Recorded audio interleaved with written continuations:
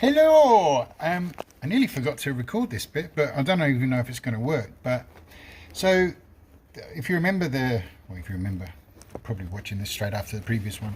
But if you remember the body that I got for this guitar is I was told was sycamore, I think, and it's really, really, really porous.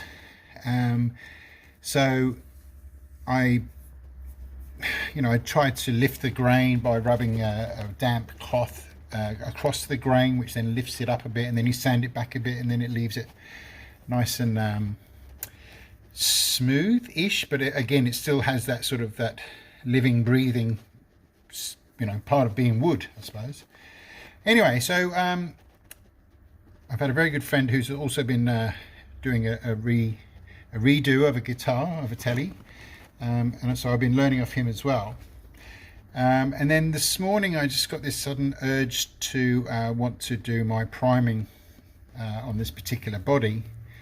And I just saw that the grain was still really coming through to the point where it would be porous, which I know on some guitars looks great, but I want to try and get as good a finish as I can. And then with the clear, the 2K clear that I'm going to put on, hopefully that'll make it really set it off. Anyway, so what I'm doing, as you've probably been wondering, is I have been putting on some Timbermate, which is like a wood filler.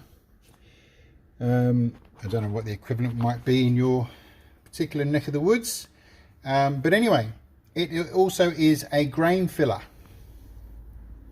So I've already done the front side. I'm now just doing the back because I was actually so impressed with the finish.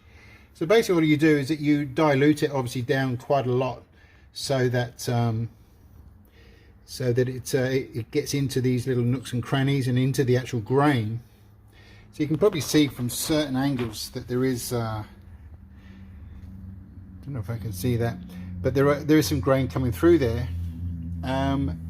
So this is the first coat, and again I'm just using my fingers to get it, massage it in. But basically I can't show you the front right now because now I've run out of hands, but that's pretty much what I'm going to do on the back.